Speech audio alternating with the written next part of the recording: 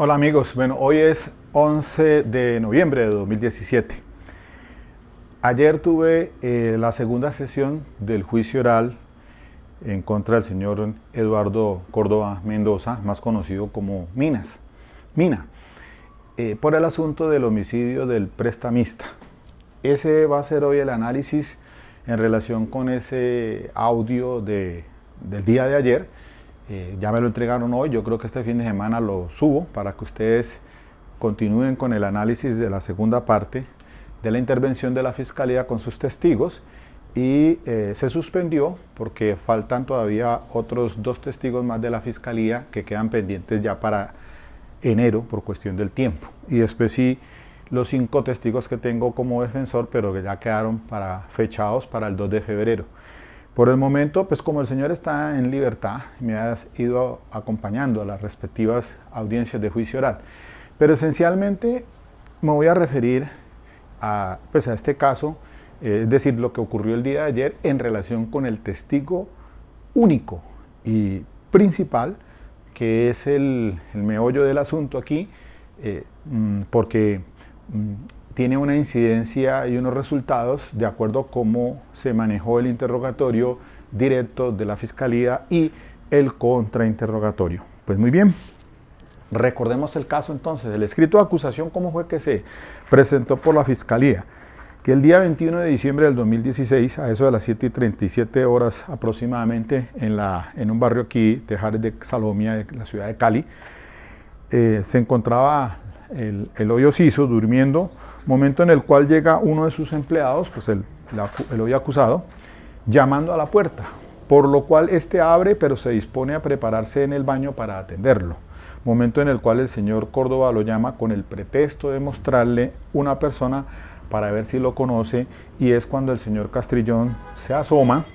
Señala esta que este sujeto aprovecha para perseguirlo al interior de la casa disparándole con un arma de fuego, produciéndole heridas que lo llevan a la muerte de forma inmediata. En la imputación jurídica vuelve otra vez y reseña lo siguiente la Fiscalía. Dice así: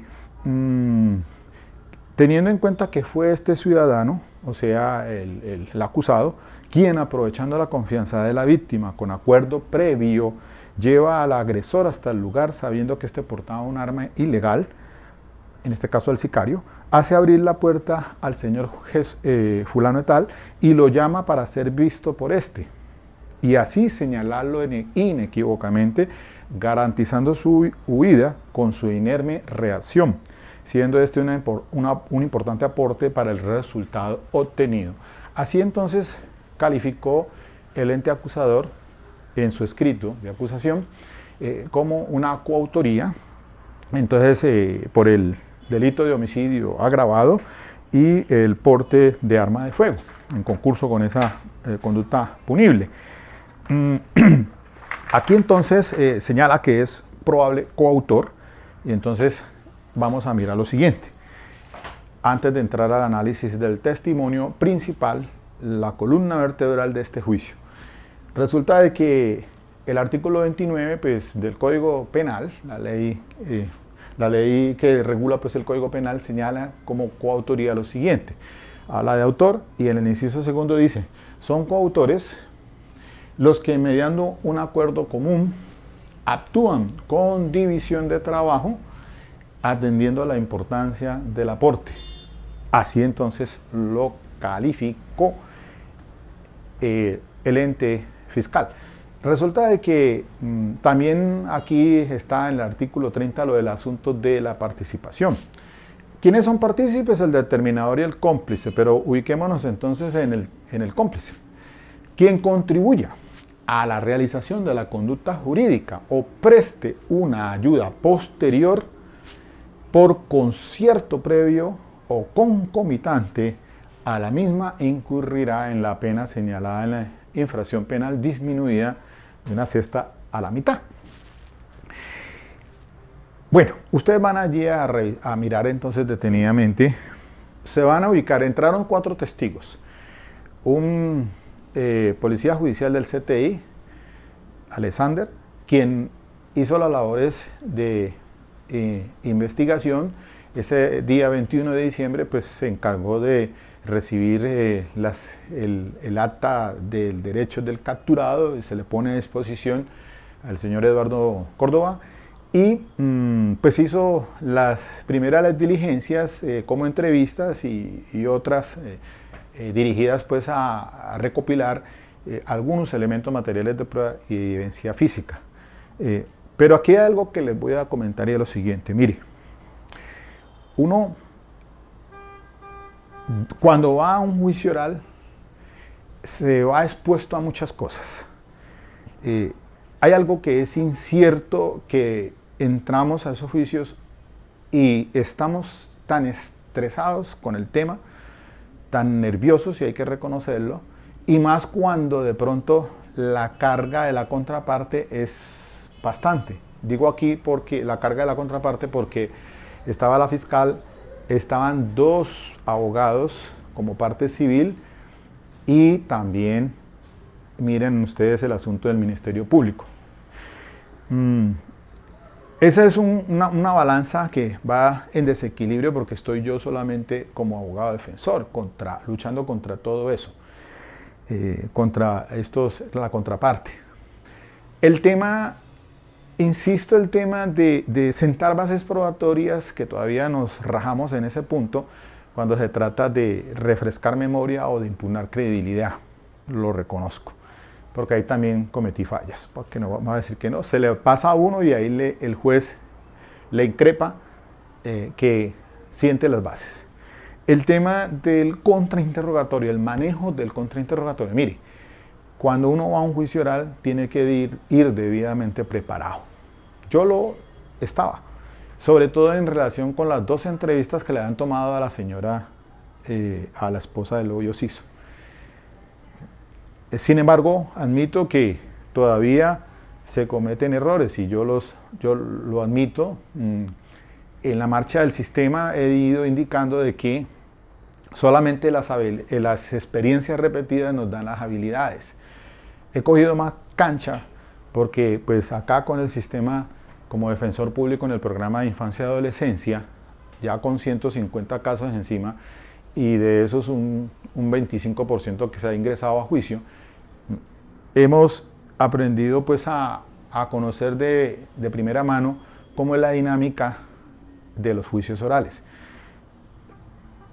El asunto de que es la audiencia preparatoria la que le marca el punto norte, la que le da la carta de navegación para el tema de la pertinencia cuando se entra por parte del ente acusador a preguntar de manera directa. Y el contrainterrogatorio se ciñe exclusivamente a las respuestas que da ese testigo de manera directa, y de ahí entonces se da un marco dentro del cual no se puede pasar uno a contrainterrogar cosas que no han sido objeto del interrogatorio directo.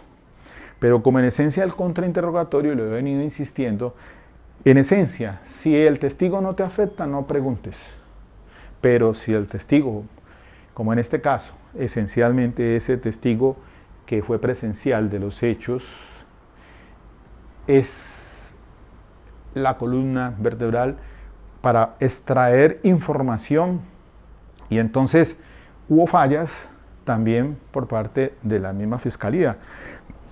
El tema de que, por ejemplo, en este caso del ente acusador, los últimos dos testigos fueron los peritos, el fotógrafo y un perito planimetrista.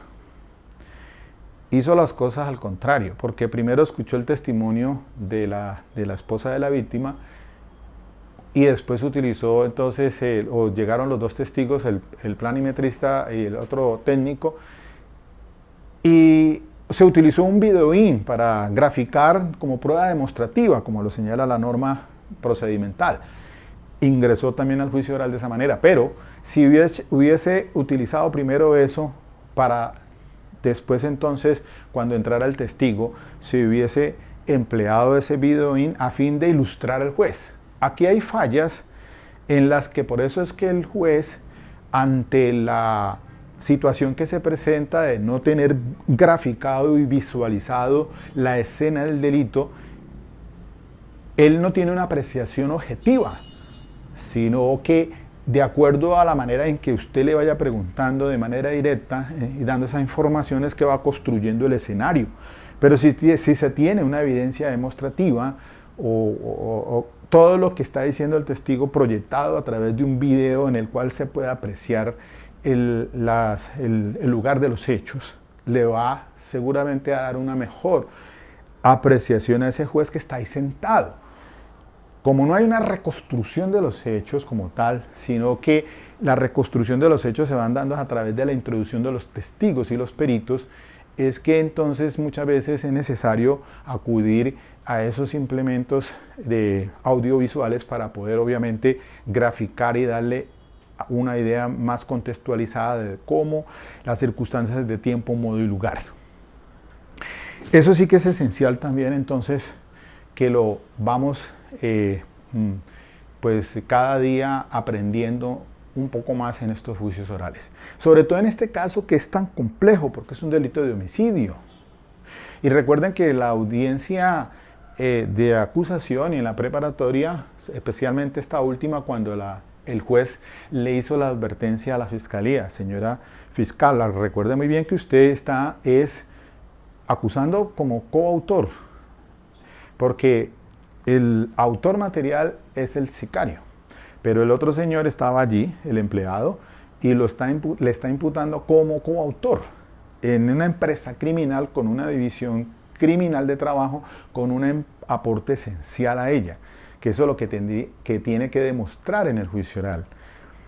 Entonces, qué diferente es que se vaya de pronto a degradar la conducta en desarrollo de esa evidencia o ese elemento material de prueba que entra al juicio oral, porque puede suceder eso, es decir, que el juez tome la decisión de no condenar como por coautor, sino que le pidan de pronto al fiscal que lo condenen por complicidad. Por eso es que entonces aquí me atrevo a hacer este análisis no solamente en el tema de la coautoría, sino el de la complicidad, porque ya ustedes saben muy bien que el juez, incluso si el fiscal le dice que pide absolución, el juez puede apartarse de ese petitum de la fiscalía y condenar, de acuerdo a lo que le entró bajo el principio de inmediación, confrontación y contradicción en el juicio oral. Por eso es que el juez entonces hizo esa observación al ente acusador y también a la defensa para que en el tema de la pertinencia, cuando entremos al juicio oral, esos testigos tienen que declarar sobre ese aspecto. Primera falla del fiscal en este caso. Cuando entró el primer testigo que ustedes van a ver allí, que es el policía judicial, ¿qué problema? Pues la fiscal estaba completamente desencajada. Entendible es porque la titular de ese despacho no se presentó el día de ayer, sino se presentó otra abogada reemplazando a la fiscal. Luego entonces la secuencia se pierde porque pues tuvo que haberlo pues obviamente preparado ese caso para el día de ayer, pero pues lo que quiere indicar es que el desarrollo del juicio oral para la fecha anterior, que fue en el mes de septiembre, con otros testigos que ya se habían iniciado y ahora otros testigos, pues se pierde la secuencia, quiero decir, es cuando el fiscal no es el mismo del caso. Por ejemplo, en este asunto entonces hubo fallas de la fiscalía para el tema del testigo policía judicial. Con él tenía que, según la pertinencia ordenada o en el decreto de pruebas, introducir otros elementos materiales de prueba que no lo hizo. Y la defensa igual, porque yo quería ser más puntual en el tema de la hora en que suceden los hechos y la hora en que se le puso a disposición casi después del mediodía al policía judicial. Sin embargo, el juez nos advirtió, pues, ¿qué tiene que ver eso con el tema de pertinencia o tema central que se está investigando? Entonces, ese testigo pasó sin novedad. Llegó entonces el testigo, la esposa del odio Ciso. Ese sí fue el punto que tenía que dar las luces para que ustedes se den cuenta que en la redacción del escrito de acusación estuvo mal desde un principio. Si ustedes pónganle atención, cuando la señora se sienta y empieza a relatar los hechos de cómo ocurrieron. Y miren lo siguiente, la testigo dice que se había venido con su esposo desde Roldanillo el día anterior a pasar unas vacaciones acá a Cali, pero aprovecharon para que el señor Eloy Siso citara a los dos empleados encargados de recoger las rutas del dinero que él como gota a gota o prestamista le hacía, quedando entonces de llegar a las 7:20 de la mañana del día 21 de diciembre. Aunque ella dice que primero llegaba era John y después Mina, o el nombre correcto es Eduardo Córdoba, pero más conocido como Mina, porque con él se demoraba más. Sin embargo, el que llegó primero fue Eduardo Mina. Pero que ese día se levantó su esposo cuando escucha un ruido de una moto, se asoma por la ventana, cerciorándose que había llegado su trabajador Mina, abre la puerta, él vive en el segundo piso, abre la puerta, lo saluda y ella dice que le recibe el casco y se lo coloca pues en un sitio para que él pues entre y pasa al baño a tomar una ducha. La segunda sesión es cuando dice ella, la esposa de Eloy Siso, que toda vez que se le hace raro que no entre Mina a la casa en el segundo piso, y entonces escucha una voz que grita y le dice: BJ, tú conoces a esta persona que está aquí para que le cambies un billete de 50,000 pesos. Entonces eso lo vio.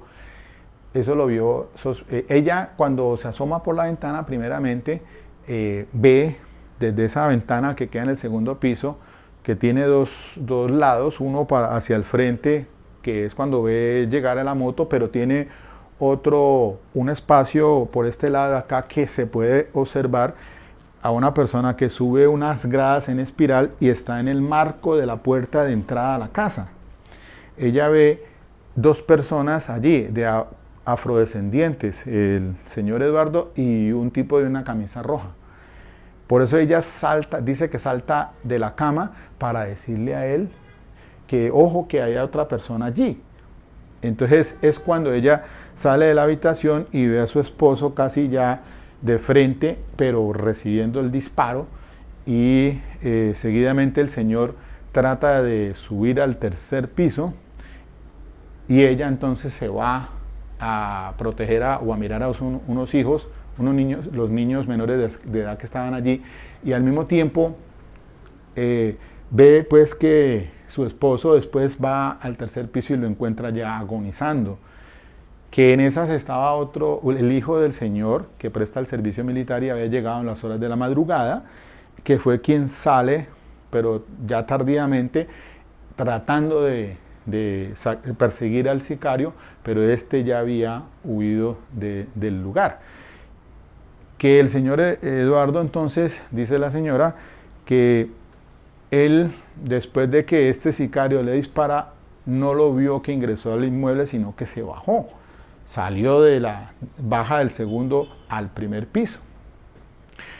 Eso quedó claro allí, muy claro, porque tanto en las preguntas que hizo la Fiscalía como las que hice yo en el contrainterrogatorio y las que hizo el Ministerio Público.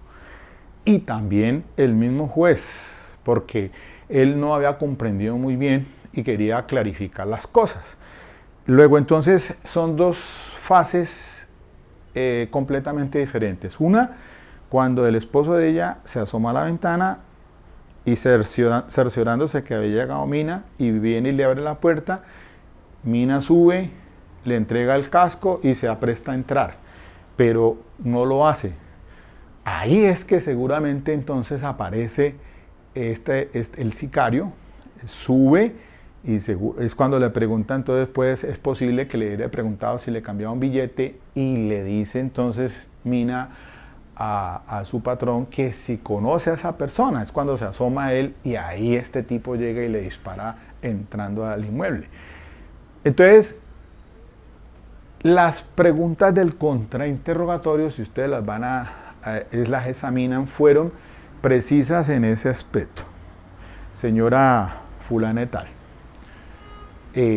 usted ha dicho pues que le afirmo lo que ella ha manifestado en el estrado judicial, pero le advierto antes de que empiece a declarar que las preguntas son afirmativas con base en lo que le respondió a la fiscalía y nos diga un sí o un no, o afirmativo o negativo, verdad o no verdad, para que el juez entonces tome una apreciación de las cosas. Le ratifico entonces con las preguntas del contrainterrogatorio que si bien ella ha dicho allí en el estrado judicial que quien vio por la ventana cuando llega a Mina fue su esposo y que por eso le abrió la puerta y le recibe hasta el casco y se entra al baño.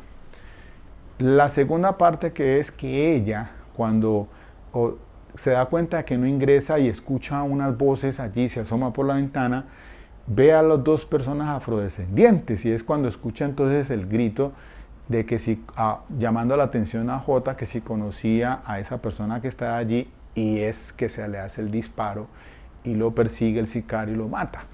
Entonces son dos fases completamente diferentes. ¿Qué me tocó hacer entonces? Si ustedes se dan cuenta allí, pues primero que todo establecer que efectivamente fue su esposo el que verificó que llegó Mina y seguramente le abre la puerta convencido porque estaba solo, porque si de lo contrario no le abre la puerta. El señor se da cuenta que es Mina y le abre la puerta, hasta le recibe el casco. Hasta ese momento no había otra persona allí, era obvio, porque el mismo señor, si ve que está otra persona allí, pues seguro no le abre la puerta. Si él observa desde abajo que llega acompañado, hubiera dudado en abrirle la puerta, pero llegó y le abrió la puerta y le recibe el casco, dice la señora, es porque obviamente allí no estaba otra persona con el señor Eduardo Mina. Que lo que pasa es que pasa a la segunda sesión, entonces me tocó explotar este tema de las preguntas dirigidas a ella, diciéndole a usted, cuando le hice la pregunta que si era desconfiado o no desconfiado, ella dice que no era desconfiado, y le hago la pregunta de que si su esposo se hubiera dado cuenta que hubiera llegado acompañado, a lo mejor no le hubiera abierto la puerta. Me objetaron porque consideraron que era una pregunta especulativa y al lugar y me tocó reformularla o replantearla. ¿Cuál fue? Pues a usted no le consta entonces que el señor Eduardo Mina llegó solo o acompañado, ¿verdad? Y ella fue diciendo que exactamente, no le consta, ¿verdad? Tampoco le consta, cuando le hice la pregunta de si le consta de que el señor Eduardo Mina hubiera subido o no las gradas en espiral hasta el segundo piso, ella dijo que sí. Entonces me tocó enderezarle la pregunta para que contestara y le advierto que es bajo la gravedad del juramento y le repito si ella puede afirmar o no que el señor Eduardo Mina subiera las gradas con otra persona, y ahí sí dice que no. Queda claro eso. Esos eran los dos puntos neurálgicos. ¿Para qué? Para desdibujar completamente el tema de la coautoría. Si la coautoría es una división de trabajo y una empresa común, con un aporte esencial cada uno,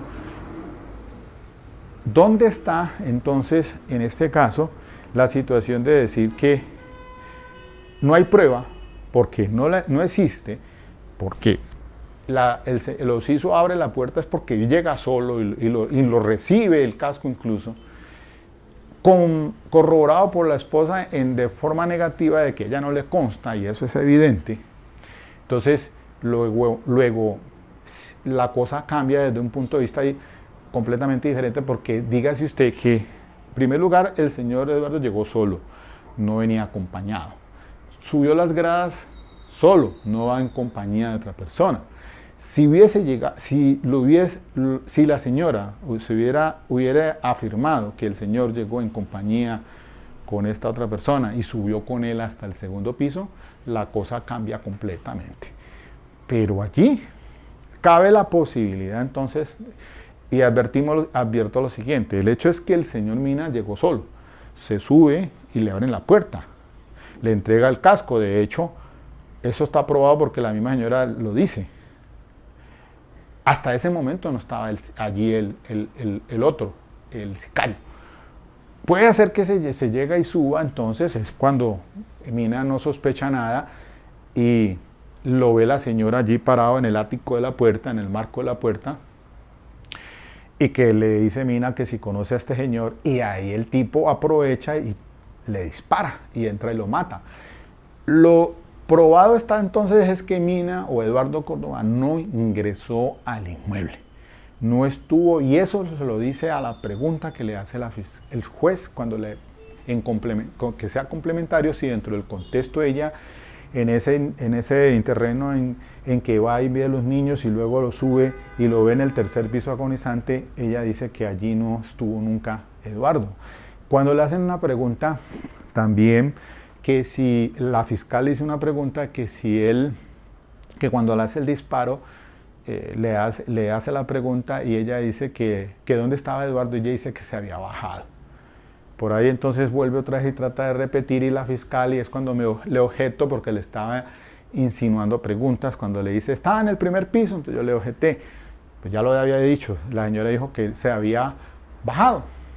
Entonces, ¿dónde está la coautoría? Completamente desdibujada. Lo otro, ¿dónde están las amenazas de muerte? Si el señor Eduardo Mina, le hago la pregunta a la señora si él había amenazado a su esposo. No. Problemas de desfalco en el cuadre de caja, vaya y venga. Pero le hago la pregunta del millón: ¿cuál es la razón o cuál es el motivo para haber matado a su esposo? La señora dice que presuntamente por robarlo. Presuntamente, es decir, ella supongo que para robarlo. Pero si también ha dicho la señora que su marido le dijo que le llevaba 8 millones de pesos que le había recogido en cartera. Eso no está probado. Si el señor Eduardo Córdoba llevaba dinero o no llevaba dinero, eso no está comprobado. Ella supone que eran 8 millones de pesos, pero nunca lo vio, y por eso fue que le insistí bajo el agrado del juramento: ¿usted le consta que llevara esos 8 millones? No. Entonces no me vengan ahora a decir a mí que era que el pretexto de que si el sicario llega, que le cambie un billete de 50, que por qué no se lo cambió si traía plata. Eso no le da a usted las razones para ubicarlo ni como coautor ni como cómplice. Y entonces miren la mala redacción del escrito de acusación. Mire, vuelvo y repito: estaban durmiendo, momento en el cual llega uno de sus empleados llamando a la puerta. ¿Eso es cierto? No. Él nunca llamó a la puerta. El señor abrió la puerta porque lo vio que llegó. Llegó su empleado, hasta lo saludó y le recibió el casco. Por lo cual abre, pero se dispone a prepararse para el baño para atenderlos. Hasta ahí está bien. Momento en el cual el señor Córdoba lo llama con pretexto de mostrarle una persona para ver si lo conoce, y es cuando el señor fulano se asoma. Señal esta que el sujeto aprovecha para perseguirlo al interior, disparándole con un arma de fuego, produciéndole heridas que le producen la muerte inmediatamente. ¿Cómo es eso? No. Ahora, más adelante, teniendo en cuenta que fue este ciudadano quien, aprovechando la confianza de la víctima, con acuerdo previo. ¿Cuál acuerdo previo? Lleva al agresor hasta el lugar, sabiendo que éste portaba un arma ilegal. ¿Será que lo llevó hasta ese lugar? ¿Sabía él que estaba armado? Hace abrir la puerta a los hizo. ¿Cuál le hizo abrir la puerta? Si él abrió fue voluntariamente. Y lo llama para ser visto por y así señalarlo inequívocamente, garantizando su huida con su inerme reacción, siendo esto un importante aporte para el resultado obtenido. Caramba, Yo no lo ubico dentro de la coautoría y con las preguntas del contrainterrogatorio se viene al piso. Que de pronto me encontré al Ministerio Público. Oiga, el Ministerio Público me dice, cómplice. Le digo, pues ¿cuál cómplice? ¿Cuál cómplice? Quien contribuya a la realización de la conducta jurídica o preste una ayuda posterior. Digamos, ¿dónde le prestó, dónde le contribuyó a la conducta antijurídica? ¿En qué caso? Miremos lo siguiente, ¿dónde están los hechos fácticos para decir que contribuyó a la conducta antijurídica por concierto previo o concomitante a la misma? No me va a decir que eso fue concomitante, es decir, nos ponemos de acuerdo ahí mismo para que entonces lo mate. ¿Por qué razón? Si la señora dice que lo iban a robar o que era presuntamente para robarlo sospechosamente y el señor Córdoba llevaba un dinero, dice ella que de 8 millones de pesos, ni siquiera se los había entregado al hoyo Siso, entonces ¿cuál hurto? Pues se los hubiera quitado más bien al señor Eduardo. Previo, tiene que haber un común acuerdo previo. ¿Cómo así? La teoría de la defensa. El señor llegó, sube las escaleras, llega hasta el marco de la puerta del segundo piso, el señor lo recibe, hola, le recibe el casco, acete aquí, entra. Es posible, allí aparece el fulano con la intención dolosa de asesinar a ese señor.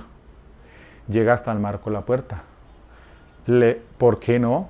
Puede haberle dicho al tipo a Eduardo, cámbiame un billete de 50. Cuando el señor, desde allá a 6 metros, que fue la distancia más o menos en el zaguán del marco hasta donde estaba ubicado, lo ve y le dispara en el brazo, como dice la esposa, y el señor trata de subir las gradas y este tipo entra a acabar de rematarlo.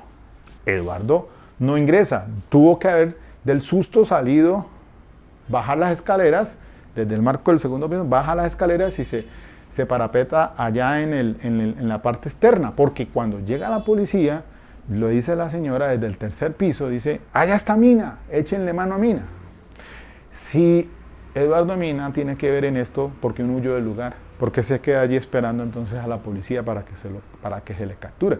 De hecho lo capturaron y estuvo detenido desde el 21 de diciembre del año pasado hasta ahora, agosto, julio, que salió ya con el vencimiento de los 120 días, que está en libertad y que me está acompañando porque le he dicho, vamos al juicio oral, siéntese al lado mío, que el juez lo vea, para que se dé cuenta de que usted no tiene nada que ver allí. Si el señor tiene que ver, pues ya hubiera puesto pies en polvorosas, pero ha estado yendo al juicio oral, ahí lo han visto al lado mío. Entonces, ¿cómo demuestra la fiscalía? Demuestre, fiscal. A ver, ¿dónde está? Se me quedó un detalle, pero que se me pasó por alto, sí, fue en la declaración que dio la hija del señor el mes pasado. Dijo que habló de unas amenazas del sobrino por un dinero que le prestó su tío y no se lo devolvió, y lo amenazó y le dijo que no le importaba ni familia ni nada, que no le iba a devolver esa plata. Ese punto a mí lo reconozco, se me pasó, porque cuando yo le pregunté a la señora si el señor Eduardo Córdoba lo había amenazado, ella dice no. Le pregunto, ¿y amenazas? Y ella dice no. Ahí tuve que haber, pero como es que yo no, pues por favor entiendan que esto está uno más nervioso y estresado en un juicio oral ante una situación de esas, pues que todo no le queda a uno, es muy tremendo, muy berraco, pues que uno en ese momento reaccionar diferente. Lo reconozco. Y hubiese sacado entonces la entrevista de la señora. Esta señora sí dice que el asunto del sobrino. Y las hijas sí lo dicen. Vea, si el papá dijo, si a mí me pasa algo, volteen a ver hacia allá, hacia el sobrino. ¿Por qué no está ahí entonces? Ustedes saben, allí al final de la audiencia del juicio oral, el sobrino responde el nombre de Cristian. Mire lo que dice la fiscal. Constancia de que no lo han localizado, que no fue ayer al juicio oral. ¿Por qué será? ¿Quién falta allí en ese juicio oral? El señor Gustavo, que es el hijo de los Siso, que está prestando servicio, trabaja con el ejército y está en un curso por allá de jungla, no sé qué cosa, y no pudo venir el día de ayer y se presentó la fiscal la excusa, la justificación y que él regresaba hasta el 15 de diciembre y si no perdía el curso. Entonces por eso se aplazó eso por allá para el 20 y pico de enero. Ese señor Gustavo, para terminar ya, miren que él estaba allí y había llegado en las horas de la madrugada.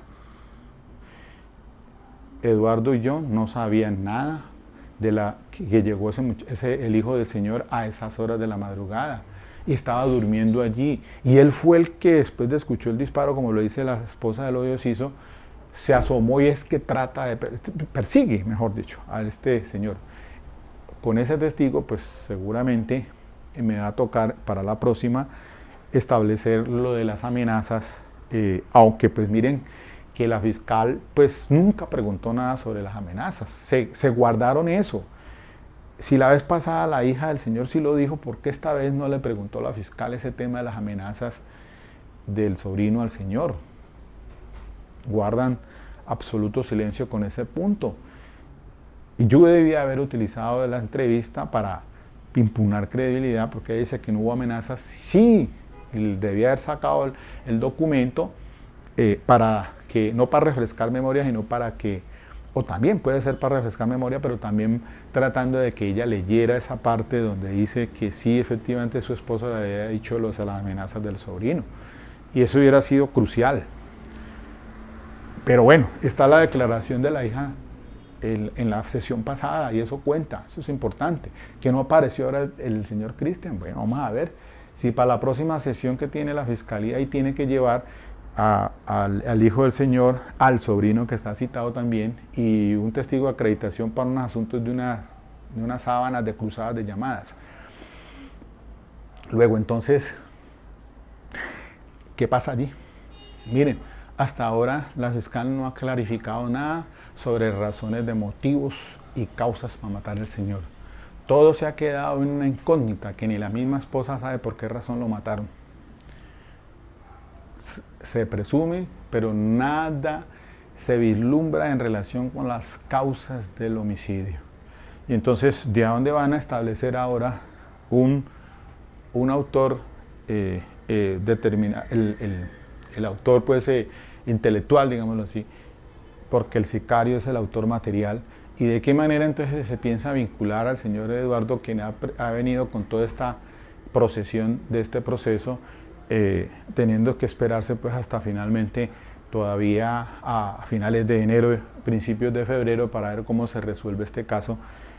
Bien interesante pues que ha sido el asunto, pero mire, allí hay cosas que la fiscal debió pues por lo menos clarificar, pero vieron ustedes que hay fallas en el tema de los interrogatorios y que obviamente esto también, el llamado de atención a ustedes cuando les toque como defensores, pues ir muy piano, con mucho cuidado con lo que se está diciendo allí en el juicio oral. A veces le queda a uno muy difícil pues en todo ese interrogatorio ir captando desde el principio hasta el final, porque seguramente ya cuando va en la última pregunta a usted se le ha olvidado, ya ha pasado por preguntas repetidas, ya ha contestado y en fin, todo ese tema de las objeciones y mire ustedes también qué clase de objeciones son las que se deben de proponer. Estudiar muy bien ese tema, cuando objetar las preguntas, el fiscal también debe saber muy bien eso y estar muy concentrados. Por eso es estresante, porque está uno desconcentrado de todo lo que se da dando en el desarrollo del juicio oral. Y las reacciones inmediatas también de ustedes al juez, cuando uno objeta inmediatamente, él tiene que estar también muy concentrado para decir si da lugar o no da lugar, es decir, se reformule la pregunta, en fin. A veces se le va a uno la paloma en las cosas, pero eso es propio de este sistema al que no estamos acostumbrados y que apenas entonces estamos puliendo. Por eso entonces importante es que se pueda ir a esos juicios orales, tener esas experiencias repetidas para ir entonces adquiriendo las habilidades en esto que les digo yo a ustedes. Bueno, entonces ahí les dejo esto de introducción. Ustedes analicen, vean esa segunda sesión del juicio oral del día de ayer. Hoy lo subo, mañana ya para fin de semana lo tienen ahí para que se entretengan entonces con este tema. El otro caso, el del señor Isidoro, el delito sexual, pues sí no me ha sido posible porque pues obviamente hay que respetar pues es una menor de edad y eso sí es muy difícil.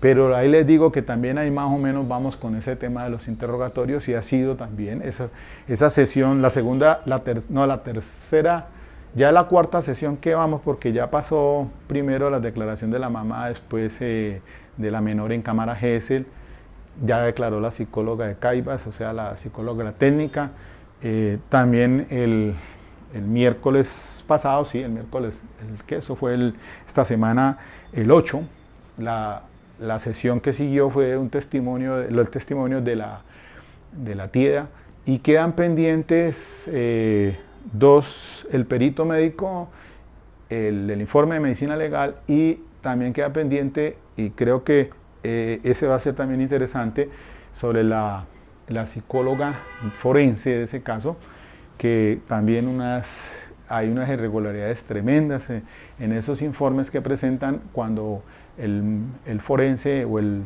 este caso la psicóloga comete errores o se cometen errores en la transliteración y pasan a firmar esos documentos en las condiciones que por ahí también se puede atacar. Pero bueno, eso será otro tema diferente. Vamos a ver si es posible que por lo menos esa sesión sí la pueda subir, la del interrogatorio de la perito y la de la psicóloga forense de medicina legal, porque ese va a ser otro toma y deme allí en el contrainterrogatorio para ese caso. Pero pues no he podido lo demás, obviamente, ahí les voy informando cómo va ese caso. Difícil, muy difícil, eso sí lo reconozco. Estos casos de delitos sexuales son completamente complicados. Más que pues el del homicidio. Pienso yo que a pesar de que el homicidio es una vaina de mucha trascendencia y todo, pero pues se abordan otros temas diferentes en cuanto a circunstancias de tiempo, modo y lugar. ¿Ok? Bueno, pues les deseo un buen fin de semana.